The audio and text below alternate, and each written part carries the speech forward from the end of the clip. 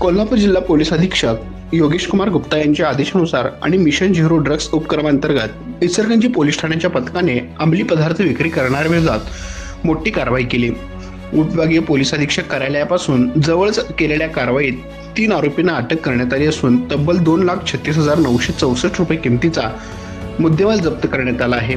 ही कारवाई upper police अधीक्षक अण्णासाहेब जाधव, उपविभागीय पोलीस अधिकारी समरसिंह साळवे यांच्या मार्गदर्शनाखाली पोलीस निरीक्षक महेश चव्हाण, सहाय्यक पोलीस निरीक्षक पूनम माने आणि गुन्हे शोध पथकाच्या संयुक्त प्रयत्नातून पार पडली।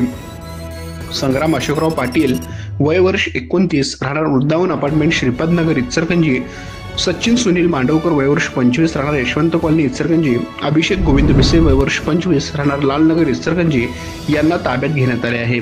याबाबत मिळालेली अधिक माहिती अशी की इचलकरंजी परिसरात MS इंजेक्शन नावाचे अंमली पदार्थ इंजेक्शन विकले जात असल्याची माहिती मिळताच पोलीस पथकाने सापळा रचून संग्राम पाटील यांच्या घराबाहेर सचिन मांडवकर याला 5 बॉटल इंजेक्शनसह ताब्यात घेतले।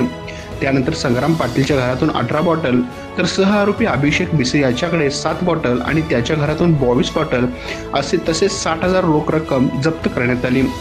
कारवाईत MS इंजेक्शन 52 बॉटल्स किंमत 21,964 व रोख रक्कम 60,000, मोबाईल फोन्स 3 किंमत 25,000, दुचाकी वाहने 2 किंमत 1,10,000 असा एकूण 2,36,964 रुपयाचा मुद्देमाल जप्त करण्यात आला।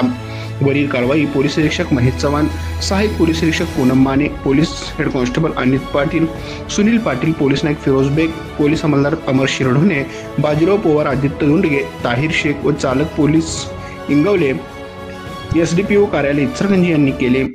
अटक केलेल्या आरोपीसह पोलीस अधिकारी व कर्मचारी आमच्या प्रतिनिधीसह पाहत रहा।